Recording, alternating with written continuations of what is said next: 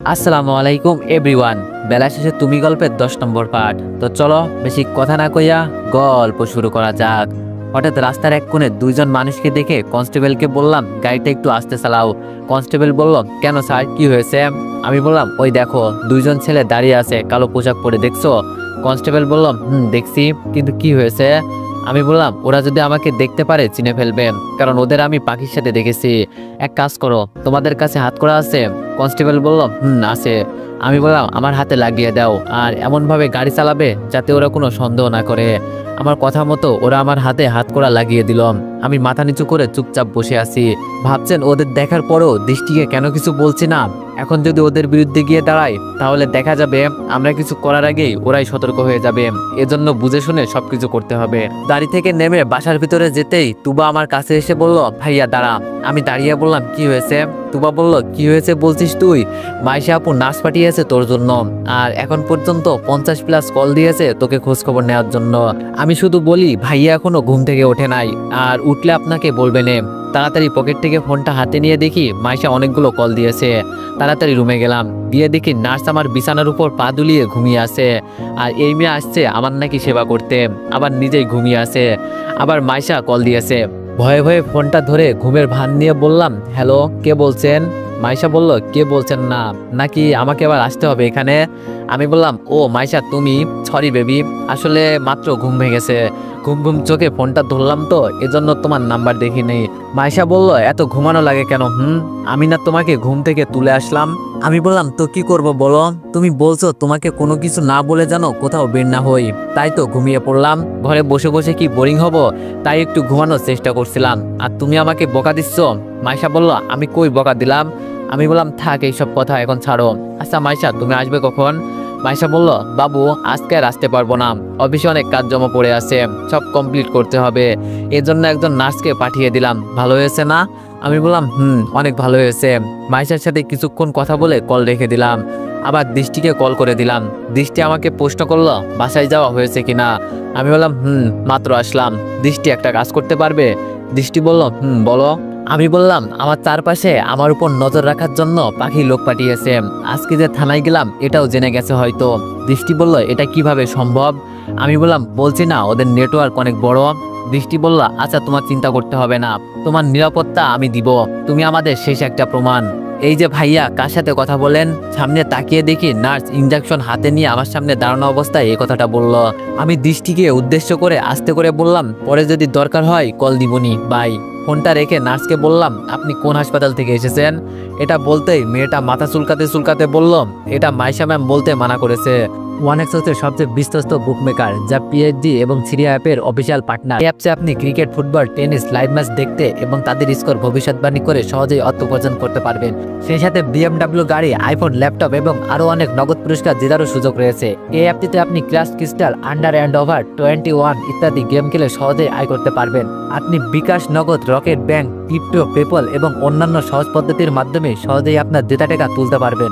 এখানে আপনি 24 ঘন্টায় 7 দিন গ্রাহক সহায়তা পাবেন। তাই এখনই পিন কমেন্টের লিঙ্ক ব্যবহার করে রেজিস্ট্রেশন করুন, অথবা গুগলে ওয়ানএক্স সার্চ লিখে রেজিস্ট্রেশন করুন। আর হ্যাঁ, রেজিস্ট্রেশনের সময় আমার প্রোমো কোড VODO7 ব্যবহার করে প্রথমবার ডিপোজিটে 20,000 টাকা পর্যন্ত পান। আমি বললাম, মানা করেছে মানে? আপনি কোন হাসপাতাল থেকে এসেছেন এটা বলবেন না? তাহলে আমি এটা জানবো কিভাবে যে আপনি একজন নার্স নাকি? নার্স বলল, ব্যাস স্যার, অনেক হয়েছে, আর কিছু বলতে হবে না। আমি তো আসতেই চাইনি, আমার এমনি হাসপাতালে অনেক কাজ পড়ে আছে, শুধু মাইশা আপু বলছে দেখে এসেছি, নইলে।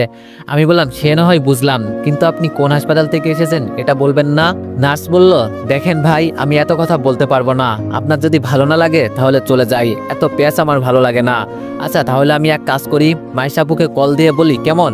আমি বললাম, থাক থাক, আর কল দিতে হবে না, আমি তো এমনি মজা করলাম আপনার সাথে।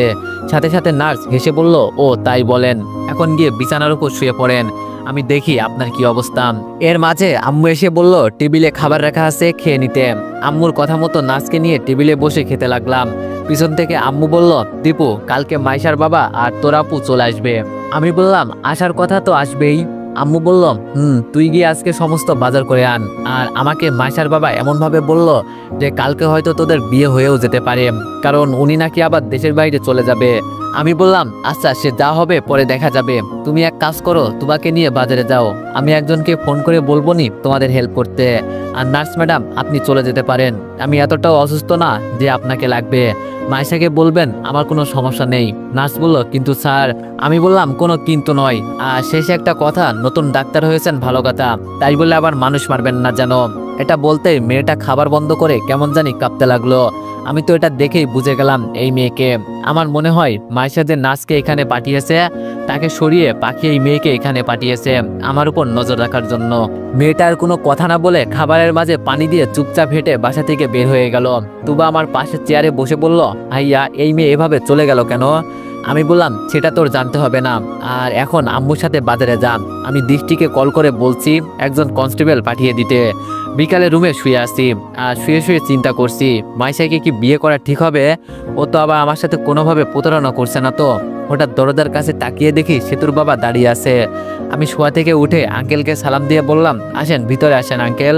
সেতুর বাবা আমার পাশে বসে বলল, একটা কথা জানার জন্য এখানে আসছি। আমি মাথা নিচু করে বললাম, কি আর বলবেন আঙ্কেল, এটাই তো বলবেন আমি কেন মাইশাকে বিয়ে করছি, তাই তো? আঙ্কেল বলল, হয়তো প্রশ্নটা কিছুটা এমনই। আচ্ছা বাবা বলো তো, আমাদের মেয়ের মাঝে কি কোনো কিছুর কমতি ছিল যে মাঝরাতে আমাদের সবাইকে ফাঁকি দিয়ে চলে গেলে? আমি বললাম, আমি কাউকে ফাঁকি দিয়ে চলে যাই নাই আঙ্কেল, সে তো আমাকে পালাতে সাহায্য করছে। আর যাকে আমি নিজের বোনের মতো দেখি তাকে কিভাবে বিয়ে করতে পারি বলেন? ও পিচ্ছে একটা মেয়ে, ওর বয়স দেখেন আর আমার বয়স দেখেন। আর আপনি কিভাবেই বা এই সিদ্ধান্ত নিলেন? আগে ওকে প্রতিষ্ঠিত হতে দেন, এখনই যদি বিয়ে নিয়ে পড়ে থাকেন তাহলে জীবনটা নষ্ট ছাড়া আর কিছুই হবে না। আঙ্কেল বলল, আমি কি করব না করব সেটা আমার বিষয়, তবে তুমি কাজটা ভালো করলে না, অনেক বিশ্বাস করতাম তোমাকে। আমি বললাম, রাগ করছেন আঙ্কেল? আঙ্কেল বলল, রাগ করাটাই স্বাভাবিক বিষয়। আমি বললাম, সে করতেই পারেন, তবে আমি মনে করি আমি সেতুর জন্য ঠিক ছিলাম না। যদি বিয়ে দেওয়া হয়, তবে আমি মনে করি আমি সেতুর জন্য ঠিক ছিলাম না। যদি বিয়ে দেওয়া হয় ওকে অন্য কোনো ছেলে খুঁজে বিয়ে দিতে পারেন, তবে একটা কথা মাথায় রাখবেন, ও এখনো বাচ্চা একটা মেয়ে। আপনি হয়তো নিজ চোখে দেখে থাকবেন আজকাল প্রেম করে ছোট ছোট মেয়ে বিয়ে হয়ে যাচ্ছে, পরে কি হয় ওরা নিজেই একটা বাচ্চা আর একটা বাচ্চা কিভাবে লালন পালন করবে? তবে বেশিরভাগ ক্ষেত্রে বিশেষ করে ডিভোর্স হয়ে যায়। এটা ওদের দোষ না, বর্তমান সমাজের দোষ। এখন আপনার মন চাই যদি বিয়ে দিতে পারেন, নইলে দিবেন না। তবে আমার কথাটা একটু চিন্তা করে দেখবেন, ও চাই পড়াশোনা করতে, বিয়ে দিয়ে ওর পড়াশোনা নষ্ট করবেন না, এটা আপনার কাছে আমার একটা অনুরোধ। আঙ্কেল আমার কথা শুনে কিছু বলল না, চুপচাপ উঠে চলে গেল। উনি খুব কষ্ট পেয়েছেন হয়তো আমার কথা শুনে, বুঝতে পারছি, কিন্তু আমি কি করব? যা বলার দরকার ছিল তাই বলে দিলাম। রাতে তুবা এসে বলে গেল সকালে নাকি স্টেশনে যেতে হবে, মাইশার বাবা আর আমার বোন নাকি আসছে, সকাল সকাল স্টেশনে যেতে হবে, এজন্য তাড়াতাড়ি ঘুমিয়ে গেলাম। কিন্তু মাঝরাতে ফোনের আওয়াজের কারণে ঘুম ভেঙে গেল। এই মাঝরাতে আমাকে আবার কল দিয়েছে কে? ফোনটা হাতে নিয়ে দেখি মাইশার নম্বর। তাড়াতাড়ি মাইশার নম্বরে আবার কল দিলাম। কল ধরেই মাইশা বলল, তুমি এখন কোথায়? আমি বললাম, মাইশা মজা করছো আমার সাথে? মাঝরাতে কল দিয়ে বলছো তুমি এখন কোথায়? মাইশা বলল, আরে মজা করব কেন, আমি এখন তোমার বাসার দরজার সামনে দাঁড়িয়ে আছি, তাড়াতাড়ি দরজা খোলো। আমি বললাম, হ্যালো হ্যালো, কথা শোনা যাচ্ছে না মাইশা, নেটওয়ার্ক প্রবলেম। ফোনটা কেটে দিলাম হুদাই। মাইশার কথা শুনেও আমি না শোনার ভান করলাম, কারণ আমি মনে মনে একটা আন্দাজ করছি, দৃষ্টি যদি আমাকে নিরাপত্তার জন্য লোক পাঠায় তাহলে হয়তো ওরা দিনে নিরাপত্তা দিতে পারবে, কিন্তু মাঝরাতে কিভাবে সম্ভব? ওদের তো ঘুম প্রয়োজন আছে নাকি? আর একটা জিনিস আমি খেয়াল করছি, মাইশা যখন বাসা থেকে বের হয় তখন ওই পাখির নাম্বার থেকে কল আসে। বাসার সামনে তো কোনোদিন এমন হলো না। মাঝরাতে মাইশা এখানে আসার কারণে একটু ভয় লাগছে, সবকিছু মিলিয়ে এজন্য দরজা খুললাম না। এখন এই রহস্যর কিছুই খুঁজে বের করতে পারি নাই। যদি আমি কিডন্যাপ হয়ে যাই সব শেষ হয়ে যাবে। ফোনটা বন্ধ করে আবার ঘুমিয়ে গেলাম। সকালে যা হবে তা দেখা যাবে। সকাল সকাল কারো হাতের স্পর্শে ঘুম ভাঙলো। তাকিয়ে দেখি মাথার কাছে মাইশা বসে আছে। আমি ঘুম ঘুম চোখে ওর দিকে তাকিয়ে একটা হাসি দিয়ে বললাম, কেমন আছো মাইশা? মাইশা বলল, আমার সাথে তুমি কথা বলবে না, রাতে তোমার কথা মনে করে তোমার বাসার নিচে আসছিলাম। আর তুমি? মাইশার দিকে চোখ মিলে তাকিয়ে বললাম, মনে করো মাইশা তুমি এক রাত ঘুমাওনি, পরের দিন মাঝরাতে যদি কেউ ফোন করে বলে দরজা খুলে দিতে, তখন তোমার কেমন লাগবে বলো? আমারও তাই হয়েছিল। ঘুম ঘুম চোখে তোমার সাথে কথা বললাম ঠিকই, কিন্তু কখন যে আবার কথা বলা বন্ধ করে ঘুমিয়ে গেলাম বলতেই পারি নাই। মাইশা মুখ কালো করে বলল, আচ্ছা থাকো, আর বলতে হবে না, ফোন বন্ধ ছিল যে এটা বলবে না, এখন তাড়াতাড়ি তৈরি হও, স্টেশনে যেতে হবে। আমি বললাম, ও তাই তো, আচ্ছা তুমি অপেক্ষা করো, আমি কিছুক্ষণের ভিতরে ফ্রেশ হয়ে আসছি। ওয়াশরুম থেকে ফ্রেশ হয়ে টেবিলে বসে মাইশার সাথে নাস্তা খেলাম। সকাল সকাল মাইশাকে নিয়ে স্টেশনের উদ্দেশ্যে রওনা দিলাম। কিছুক্ষণের ভিতরে পৌঁছে গেলাম। আমরা যাওয়ার কিছুক্ষণ পর ট্রেন চলে আসলো। ওই তো মাইশার বাবা আর আমার আপু দুলাভাই ট্রেন থেকে নামলো। তবে অবাক করার বিষয়, সাথে করে মাইশার বাবা একজন কাজীকেও নিয়ে আসছে। মনে মনে বললাম সব দেখি রেডি করে আসছে। মাইশা গিয়ে ওর বাবাকে জড়িয়ে ধরলাম। আমি দুলাভাইয়ের সাথে হাত মিলিয়ে বললাম, ভালো আছেন দুলাভাই? দুলাভাই বলল, এই তো ভালো আছি। আমি বললাম, আপু আসতে কোনো কষ্ট হয় নাই তো? আপু আমার হাতে একটা ব্যাগ তুলে দিয়ে বলল, না সমস্যা হবে কেন, ভালোই লেগেছে। যেতে যেতে আপুকে আস্তে করে বললাম, মাইশার বাবা কাজী নিয়ে আসলো কেন, তাও আবার সাথে করে? এখানে কাজী কি ছিল না? আপু আমার কানের কাছে বলল, আজকে নাকি তোদের বিয়ে দিয়ে উনি রাতের প্লেনে দেশের বাইরে চলে যাবে, এজন্য সাথে করে কাজী নিয়ে আসছে। আমি বললাম, কিন্তু আপু আমাদের বিয়ে তো শুক্রবারে হবার কথা ছিল। আপু বলল, আমি বলছি ওনাকে, কিন্তু ওনার নাকি জরুরি দরকার আছে, তাই যেতে হবে। আমি আর কিছু বললাম না, আগে বাসায় গিয়ে দেখি কি হয়। বাসার কাছে গিয়ে দরজায় কলিং বেল বাজাতেই আম্মু এসে দরজা খুলে দিলেন। আমি সরাসরি আমার রুমে চলে গেলাম। বাসার বাবা আমার সাথে কি করতে চাইছে সেটাই বুঝতে পারছি না। ওরা যা বলবে তাই হবে নাকি? একটু পর তুবা এসে বলে গেল আমাকে নাকি আঙ্কেল ডাকছে। আমি রুম থেকে বেরিয়ে গিয়ে দেখি সবাই একসাথে বসে আড্ডা দিচ্ছে। আমাকে দেখে আঙ্কেল প্রশ্ন করলো, তা বাবা আমি আজকে এখানে কেন এসেছি তুমি তো বুঝে গেছো নাকি? আমি বললাম, আপুর মুখ থেকে শুনেছি সব, কিন্তু আপনি বলেছিলেন তো শুক্রবারে। আম্মু আমাকে থামিয়ে বলল, এর আগে তোর বিয়ে হলে কি কোনো সমস্যা? বিয়ে তো করতেই হবে নাকি, আগে আর পরে? আমি বললাম, আম্মু। আঙ্কেল বলল, আচ্ছা বাবা, এখন যদি তোমার কোনো বন্ধু বান্ধব থাকে তাহলে বলতে পারো চলে আসতে। আর মাইশা তুইও বলে দে কাউকে যদি বলার থাকে। আমি রুমে গিয়ে দৃষ্টিকে ফোন করে সব বললাম। ও বলল, আমার এক জায়গায় যাওয়ার কথা ছিল, তুমি তো জানো। আচ্ছা আগে স্যারের সাথে কথা বলে দেখি কি বলে। আমি বললাম, আচ্ছা যে করি হোক তুমি আসবে। আর মাইশার বেস্ট ফ্রেন্ড যেহেতু তুমি, ও হয়তো তোমাকেও বলবে আসতে। দৃষ্টি বলল, আচ্ছা আমি তোমাকে কথা বলে পরে জানাবো। ফোনটা কেটে তৈরি হতে লাগলাম। আম্মু যেহেতু বলেছে বিয়ে তো করতেই হবে। রুম থেকে বের হয়ে দেখি আমি আগে যেই অফিসে চাকরি করতাম অনেকে ইতিমধ্যে চলে আসছে। এগুলো দেখে আমার খুব ভালো লাগছে। আজকে আমার বিয়ে ভাবতেই যেন লজ্জা লাগছে। অফিসের সবাই এসে আমাকে ভালো মন্দ জিজ্ঞেস করতে লাগলো। এখন ঘড়িতে সময় প্রায় 2টা বাজে। সবকিছু রেডি হয়ে গেছে, শুধু এখন বিয়ে বাকি। হঠাৎ পিছন থেকে কে জানি বলল, তো মিস্টার দীপু আপনার খবর কি, বিয়ের জন্য তৈরি তো? আমি বললাম, আরে দৃষ্টি আপনি চলে আসছেন, আমি খুব খুশি হয়েছি। খবর আর কি বলেন, অসুস্থ শরীর নিয়ে বিয়ে করতে হচ্ছে। ভাবছিলাম আঙ্কেলকে বলে বিয়ের ডেটটা কিছুদিন পিছিয়ে নিব, কিন্তু তার আগেই বিয়ে করতে হবে জানতাম না। হঠাৎ করে কি যে হলো ওনার বলতে পারছি না। দৃষ্টি বলল, দীপু একটু সাইডে আসবে, তোমার সাথে কিছু গুরুত্বপূর্ণ কথা ছিল। আমি বললাম, চলো। দৃষ্টিকে নিয়ে আমার রুমে গেলাম। দৃষ্টি বাইরে উকি দিয়ে দেখলো কেউ আসছে নাকি। পরে আমাকে প্রশ্ন করলো, তুমি জানো এই মাইশাকে? আমি বললাম, কেন, এই মাইশা আবার কি হবে, তুমি কি বলতে চাইছো? দৃষ্টি বলল, মাইশা একদিনও অফিসে যায় নাই এখানে আসার পর থেকে, আর তোমাকে সবসময় বলে গেছে অফিসের ভিতরে আছে। কিন্তু তুমি বলার পর আমি ওর অফিসে খোঁজ নিয়ে এইসব জানতে পারলাম, তাই ওর উপর আমার সন্দেহ বেশি। ও হয়তো এটা চাইতো বিয়ের আগে তোমাকে কিডন্যাপ করতে। এটা আমি আজকে রাতে জানতে পারলাম। এমন কিছু হবে আমি অনুমান করছিলাম। আজকে মাঝরাতে মাইশা তোমাকে কল করছিল মনে আছে? আমি বললাম, দৃষ্টি বলল, ওখানে শুধু একা ছিল না, ওর সাথে আরো 2জন ছেলে ছিল। তোমার হয়তো বিশ্বাস হচ্ছে না আমার কথাগুলো, কিন্তু আমি বলছি মনে আছে যে তোমার নিরাপত্তা আমি তোমাকে দিব। আমাদের থানার এক কনস্টেবল রাতে তোমার উপর নজর রাখতে গিয়ে এইসব দেখেছে। যদি একবার দরজা খুলতে খেলা খতম ছিল তোমার। আমি বলছি না তুমি আমাদের একমাত্র শেষ প্রমাণ, এজন্যই 24 ঘন্টায় তোমার উপর পুলিশের নজর আছে। এই মাইশার পাখি একজনই, এটা আমি মনে প্রাণে বিশ্বাস করি, তবে প্রমাণ নেই আমাদের কাছে, তাই কিছু করতে পারছি না। এখন তোমার ইচ্ছা, বিয়ে করবে তুমি নাকি করবে না। আমি বলি কি, ওকে বিয়ে করে আর জীবনটাকে নষ্ট করো না। ওর মতো মেয়েকে তুমি জীবনেও ভালো করতে পারবা না। ওর অনেকগুলো রূপ আছে যেগুলো তুমি খুব ভালো করেই জানো। দৃষ্টির কথাগুলো শুনে আমি মাটিতে বসে গেলাম। কি বলছে দৃষ্টি এইসব? আমারও আরো আগে মাইশার উপর সন্দেহ ছিল, কিন্তু আমি মনে করছি মাইশা নামের মেয়ে 2জন আছে, আর আমি কিনা শেষমেশ এই মেয়ের প্রেমেই পড়লাম। সিসি ভাবতেও এখন কেমন কেমন লাগছে। ভাইয়া, মাইশা আপুকে খুঁজে পাওয়া যাচ্ছে না। পিছনে তাকিয়ে দেখি তুবা এসে হতাশ কণ্ঠে এই কথাটা বলল। আমি একগাদা টেনশন নিয়ে বললাম, কি বলছিস এইসব, তোর মাথা খারাপ হয়ে গেছে? তুবা বলল, আমার মাথা খারাপ হয় নাই ভাই, আমি সত্যি বলছি মাইশা আপুকে খুঁজে পাওয়া যাচ্ছে না, আর আপুর ফোন নাম্বারও বন্ধ বলছে। টুবার কথা শুনে তাড়াতাড়ি বাসার ভিতরে গেলাম। গিয়ে দেখি কারো মুখে কোনো কথা নাই, সবাই চুপচাপ দাঁড়িয়ে আছে। আঙ্কেল হতাশ হয়ে সোফার উপর বসে আছে। আমি গিয়ে আঙ্কেলের কাছে বসে বললাম, কি হয়েছে আঙ্কেল? আঙ্কেল আমার দিকে তাকিয়ে কান্না দৃষ্টিতে বলল, আমাকে মাফ করে দিও তুমি। মাইশা নাকি এই বিয়েতে রাজি না, ও তোমাকে বিয়ে করতে চায় না। আম্মু আমাকে সরিয়ে আঙ্কেলের দিকে আঙুল তুলে বলল, এই কথাটা আমাকে আগে বলবেন না? তাহলে মাইশা কি এতদিন আমার ছেলের সাথে অভিনয় করে গেল? আপনারা বাপ মেয়ে মিলে আমাদের ছেলের জীবনটাকে নষ্ট করে দিলেন। আঙ্কেল বলল, বিশ্বাস করেন ভাবি, এমন কিছু হবে আমি আগে জানতাম না। এখানে আমার কোনো দোষ নেই, কিন্তু মাইশার ব্যবহার আমার কাছে ইদানিং ভালো লাগছিল না। হঠাৎ করে ও কোথাও হারিয়ে যায়, জিজ্ঞেস করলে কোনো কিছু আমাকে বলে না। আর এই যে দেখেন, মাইশা শেষে একটা মেসেজ করে গেছে, বাবা আমাকে তুমি আর খুঁজবে না, চিরদিনের জন্য আমি তোমাদের ছেড়ে চলে গেলাম। তোমার কাছে আমি ভালোবাসা পেয়েছি, সব দিয়েছো তুমি, কিন্তু আমার আরো টাকা দরকার ছিল, তাই যেখানে টাকা আছে সেখানে আমি চলে গেলাম। তবে এটা খুব খারাপ পথ বাবা, এখান থেকে একবার ফিরে আসলে মৃত্যু হবে, আর আমি কখনো ফিরতে পারবো না। তোমাদের ছেড়ে দূরে চলে গেলাম। তবে দীপু ছেলেটা খুব ভালো, অনেক ভালোবাসি আমি ওকে। এই কয়েকদিনে ওর সাথে থেকে অনেক মায়া জন্ম হয়ে গেছে ওর উপর। আমার পাপ কাজের সাথে ওকে আর জড়াতে চাই না, না চাইতেও অনেক ভালোবেসে ফেলেছি আমি ওকে। কিন্তু বাবা কি করব বলো, আমার পথ যে অনেক আলাদা, ওকে আমি নানানভাবে অনেক অত্যাচার করেছি।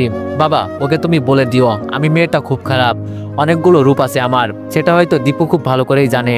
ওকে বলে দিও আমার পিছনে যেন আর না পড়ে থাকে। আমি অনেক দূরে চলে গেছি, সবাই সবকিছু জানার পর আমি আর এই দেশে থাকতে পারবো না, এজন্য চলে গেলাম। বিদায় বাবা, ভালো থেকো। মেসেজগুলো দেখে আঙ্কেল ফোনটা পকেটে রেখে কান্না করতে করতে বলল, আমাকে মাফ করে দিও বাবা, আমি জানি না আমার মেয়ে কোন কাজে জড়িয়ে পড়লো, যার কারণে আজকে সব ছেড়ে ও দেশ ছেড়ে চলে যাচ্ছে। সবাই চুপ হয়ে দাঁড়িয়ে আছে। আম্মু সোফার এক কোণে বসে বলল, আমার ছেলের জীবনটা বুঝি আমি নিজেতেই নষ্ট করলাম। দৃষ্টি সবাইকে উদ্দেশ্য করে বলল, আপনাদের কাছে আমি ওর হয়ে মাপ চাইছি, মাফ করে দিবেন। আজকে এখানে কোনো বিয়ে হবে না, আপনাদের সময় নষ্ট করার জন্য দুঃখিত আমরা। আস্তে আস্তে করে সবাই বিদায় হয়ে গেল। মাইশার বাবা আস্তে করে বলল, আমার মেয়ে আগে এমন ছিল না, ও কারো সঙ্গ পড়ে এমন হয়েছে। তবে আমি কথা দিচ্ছি, আমার মেয়েকে ভালো পথে আনার দায়িত্ব আমার, ওকে আবার ফিরিয়ে আনবো আমি। আমি আর চুপ না থেকে বললাম, অনেক ভালোবাসতাম আমি ওকে, খুব বিশ্বাস করতাম মাইশাকে। তবে আমিও কথা দিচ্ছি, আমি ওকে ছাড়া কাউকে বিয়ে করব না। মৃত্যুর পর কেউ যদি আমার বউ হয় সেটা হবে মাইশা। আমাদের সাথে তাল মিলিয়ে দৃষ্টি বলল, আমিও আপনাদের সাথে আছি, ও আমার বেস্ট ফ্রেন্ড, ওর জন্য যা যা দরকার আমি তাই করব, শুধু আমার ছোট বোনের কিছু যেন না হয়। দৃষ্টিকে আশ্বাস দিয়ে বললাম, আপনার ছোট বোনের দায়িত্ব আমি নিলাম, ওর কিছু হবে না। আম্মু দাঁড়িয়ে বলল, তোর মাথা খারাপ হয়ে গেছে দীপু, যে তোরে একা। আম্মুকে থামিয়ে বললাম, তুমি তো বলছো মাইশাকে বিয়ে করতে, ও খুব ভালো একটা মেয়ে বলছিলে, তো এখন না করো কেন? যদিও মাইশা খারাপ পথে চলে গেছে, আমি ওকে আবার ফিরিয়ে আনবো, এর জন্য যদি মরতেও হয় মরবো। মাইশার বাবা আবার মাথায় হাত দিয়ে বলল, তোমাকে আমি আজকে থেকে নিজের জামাই হিসাবে মেনে নিলাম, তাহলে আজকে থেকে জামাই শ্বশুর আর মেয়ের বেস্ট ফ্রেন্ড মিলে আমার মেয়েকে খুঁজে বের করব। সবাই রাজি তো? দৃষ্টি আমার দিকে তাকিয়ে বলল, আমার দায়িত্ব তো আমাকেই পালন করতে হবে, তবে আপনারা আমার কাজে সাহায্য করবেন শুনে খুব খুশি হলাম। আমাদের আগে মাইশাকে আটকাতে হবে, ও যেন দেশ ছেড়ে কোনোভাবেই পালাতে না পারে। আঙ্কেল বলল, মাইশা দেশ ছেড়ে পালাতে পারবে না। আমি অবাক হয়ে বললাম, কি বলছেন আঙ্কেল? আঙ্কেল বলল, বাবা আমি যা বলছি সব সত্যি। আমি বললাম, কিন্তু আঙ্কেল মাইশা যে লিখলো? আঙ্কেল বলল, সবকিছু ঠিক ছিল, তবে মাইশার পাসপোর্ট আমার কাছে। দৃষ্টি আমাদের কথার মাঝে বলে উঠল, তাহলে মাইশা পালাতে পারবে না। যদি আপনার কাছে পাসপোর্ট থাকে তবে মাইশার পাসপোর্ট বানাতে বেশি সময় লাগবে না, তার আগে আমাদের ওকে আটকাতে হবে। আমি বললাম, দৃষ্টি তুমি ঠিক বলেছো, আমরা কালকে থেকে কাজে লেগে যাব, তুমি কথা বলে সবকিছু ঠিক করো। দৃষ্টি বলল, আচ্ছা সে আমি দেখছি, কালকে 10টার সময় দীপু তুমি থানায় উপস্থিত থাকবে। আর আঙ্কেল আপনার বয়স হয়েছে, আপনাকে কিছু করতে হবে না, যা করার আমরাই করবনি। আঙ্কেল আবার সবাই বসে বলল, আমাকে তোমাদের কি মনে হয় আমি পারবো না? আমি বুড়ো হয়ে গেছি, এখন আমার শরীরে যে শক্তি আছে 3-4টাকে একাই খতম করতে পারবো। আমি বললাম, দৃষ্টি তুমি আর কোনো কথা বাড়াবে না বুঝলে, শ্বশুর মশাই সব পারবে আমি জানি। দৃষ্টি বলল, আচ্ছা তাহলে আমি গেলাম, আর তোমরা যখন থানায় যাবে একটু সতর্কতা অবলম্বন করে যাবে। দৃষ্টি চলে যাওয়ার পর আঙ্কেল উঠে আমার আম্মুর কাছে গিয়ে আম্মুর হাত ধরে বলল, ভাবি সাহেবা আমি আপনার সাথে অনেক বড় অন্যায় করে ফেলেছি, যদি বলেন তো এখন আপনার পা ধরতে আমি রাজি আছি। আম্মু আঙ্কেলের হাত ছাড়িয়ে বললেন, চিচি কি বলছেন আপনি এসব? আমি কোনো কষ্ট পাই নাই, তবে আমার ছেলের দিকে একবার তাকিয়ে দেখেন, আমার কথা মেনে ও এই বিয়েতে রাজি হয়েছিল, আর আজকে। আঙ্কেল বলল, বিশ্বাস করেন ভাবি আমার মেয়ে এমন ছিল না। আরে ও তো আমার মেয়ে, আমি কি আমার মেয়েকে চিনি না বলেন? আজকে কয়েক মাস হলো এমন হয়েছে, আমার মনে হয় ওকে কেউ টাকার লোভ দেখিয়ে বাজে পথে নিয়ে গেছে। বিশ্বাস করেন আমি আপনার ছেলেকে ঠকাতে চাইনি। আমি এগিয়ে আম্মুর কাছে গিয়ে বললাম, এখানে কারো কোনো দোষ নেই আম্মু, আমার আরো আগে তোমাদের বলা উচিত ছিল। আমি ভাবতাম মাইশা নামের মেয়ে 2 জন আছে, কিন্তু কে জানতো এটাই যে সেই মাইশা। আঙ্কেল আমার দিকে তাকিয়ে বলল, কি হয়েছিল বাবা, আমাদের একটু শুরু থেকে বলো, তাহলে হয়তো আমরাও কিছু বুঝতে পারবো। এখন আর গোপন রেখে লাভ কি, তাই শুরু থেকে শেষ পর্যন্ত সবকিছু খুলে বলে দিলাম। সব শুনে আঙ্কেল চোখ লাল করে বলল, ওই মিমের হাজবেন্ড ছাড়াকে আমি ছাড়বো না, ও এতটা পরিমাণে খারাপ কিভাবে হতে পারে। আমি বললাম, টাকা থাকলে সবকিছু করতে রাজি ওরা আঙ্কেল। এই কথাটা বলে আমি সোফায় বসতেই আপু আমার পাশে বসে বলল, মাইশা অনেক ভালোবাসতো তোরে, কিন্তু এমনটা কিভাবে করতে পারলো। সাথে তুবাও তাল মিলিয়ে বলল, আপু, আমি ভাইয়ার জন্য আপুর চোখে অনেক ভালোবাসা দেখছি। সেই দিন ভাইয়া আঘাত পাওয়ার কারণে মাইশা আপু এসে সারাদিন ভাইয়াকে সেবা করছে, আর সে কিভাবে। আমি বললাম, থাক তুবা, এখন এইসব কথা বাদ দে, যা হয়েছে তা তো হয়েই গেছে, এইসব নিয়ে আর চিন্তা করতে হবে না। আঙ্কেল আমাকে উদ্দেশ্য করে বলল, তুমি খুব ভালো একটা ছেলে, কি করব বলো, সব কপালের দোষ। আচ্ছা আমি তাহলে গেলাম, তোমরা থাকো কেমন, আর কালকে সকালে আমাকে নিয়ে যাবে। আম্মু আঙ্কেলের দিকে তাকিয়ে বলল, আপনাকে আর কোথাও যেতে হবে না, এখানে থাকতে পারেন। বাসায় গিয়ে আর একা একা কি করবেন, এখানে আমরা সবাই আছি, থাকেন, আপনার ভালো লাগবে। আমি বললাম, আঙ্কেল, আমিও তাই বলি, থাকেন আপনি এখানে। আম্মু আমি রুমে গেলাম। আমি উঠে আমার রুমে যাওয়ার আগে তুবাকে বলে গেলাম, কিছু খাবার যেন আমার রুমে দিয়ে আসে, খুব খিদে পেয়েছে। রুমে গিয়ে আবার মাইশার নম্বরে কল দিলাম, কিন্তু নম্বর বন্ধ বলছে। যেই নম্বরগুলো থেকে পাখি আমাকে কল দিত, মানে মাইশা নামের 2 জন ছিল তো, একই মেয়ে, শুধু নাম 2টা। ওই নম্বরগুলোতে কল দিলাম, সব কয়টা বন্ধ বলছে। হতাশে আবার বিছানার উপরে বসলাম। তুবা খাবার হাতে নিয়ে এসে বলল, কি হয়েছে ভাইয়া, কি চিন্তা করো। আমি বললাম, তুবা তুই কি দেখছিলি মাইশা কখন বাসা থেকে বেরিয়ে গেছে। তুবা বলল, ভাইয়া তুমি যখন দৃষ্টি আপুর সাথে কথা বলছিলে না, তখন মাইশা আপু সেটা দেখে ফেলছিল, আমাকে জিজ্ঞাসা করছিল তোমার ভাইয়া কোথায়। আমি বলছি দৃষ্টি আপুর সাথে কথা বলছে। পরে আপু আমাকে আর কিছু বলে নাই। ওই দিনের মতো আপুর ফোনে আবার কল আসে, ফোনে কথা বলতে বলতে বাসা থেকে বেরিয়ে যায়। আমি মনে করছিলাম হয়তো কাউকে দাওয়াত দিচ্ছে, এজন্য ভাবির উপর আর নজর না দিয়ে আমি আমার কাজ করতে লাগলাম। আর এর কিছুক্ষণ পর সবাই বলল, মাইশা আপুকে নাকি খুঁজে পাওয়া যাচ্ছে না, ফোনেও নাকি পাচ্ছে না। যদি আমি তখন আপুর উপর নজর রাখতাম, তাহলে আপু আমাদের ছেড়ে পালাতে পারতো না। আমি বললাম, বুঝছি, আর বলতে হবে না। মাইশা হয়তো কোনোভাবে জেনে গিয়েছিল দৃষ্টি মাইশার সম্পর্কে জেনে গেছে, আর আমাকেও সব বলে দিচ্ছে, এই জন্য ও চলে গেছে ভয়ে। অপরাধ করার পর সবার মনের ভিতরে একটা ভয় থাকে না, হয়তো মাইশাও বাঁচতে চাইছিল, পালিয়ে যাবে কই, আমিও দেখে নিব। তুবা বলল, ভাইয়া মাইশাকে তুই অনেক ভালোবাসিস না। আমি বললাম, জানিস তুবা, এই কয়েকদিনে ওর উপর আমার অনেকটাই মায়া জন্মে গেছে। আমি ভাবতেও পারি নাই মাইশা আমার সাথে এমনটা করবে, তবে আমি মাইশাকে ভালো পথে আনবই। তুবা বলল, ভাইয়া আমি জানি তুই সব পারবি, আমি মাইশা ভাবিকে আমার চাই। আমি বললাম, আচ্ছা এখন ভিতরে গিয়ে আঙ্কেলকে কিছু খাবার দে, উনি এখনো কিছু খায়নি। তুবা বলল, আচ্ছা ভাইয়া। তুবা চলে যাওয়ার পর বসে বসে চিন্তা করছি কোথা থেকে শুরু করব। আমাদের সবকিছু জেনে যাওয়াতে ওরা বেশ সতর্ক হয়ে গেছে, এটাও বুঝতে পারছি। আমি তো আবার দৃষ্টিকে কথা দিয়েছি ও ছোট বোনকে আমি বাঁচাবো, কালকের মাঝেই আমাকে কিছু একটা করতে হবে, আর আমি করেও দেখাবো, নইলে আবার ঝামেলা হয়ে যাবে। ওরা যেহেতু সবকিছু গরম গরম করছে, আমরা তো আর ঠান্ডা হয়ে কাজ করতে পারি না, আমাদেরও গরম হতে হবে। সকালে রেডি হয়ে রুম থেকে বের হলাম। আঙ্কেল জিন্স প্যান্ট আর একটা টি শার্ট পরেছে, মুখে কালো একটা মাস্ক আর চোখে কালো একটা চশমা। আমি তো দেখে অবাক হয়ে গেলাম। আঙ্কেল আমার কাঁধে হাত দিয়ে বলল, কি জামাই আমাকে কেমন লাগছে। আমি বললাম, কেমন লাগছে মানে আঙ্কেল, আপনি তো পুরো ফাটিয়ে দিয়েছেন, কি পোশাকটাই না পরলেন, একেবারে 18 বছরের পুরুষ হয়ে গেলেন, এখন শুধু মেয়ের আপনার উপর কিরাস না খেলেই হয়। আমার কথা শুনে সবাই হাসতে লাগলো।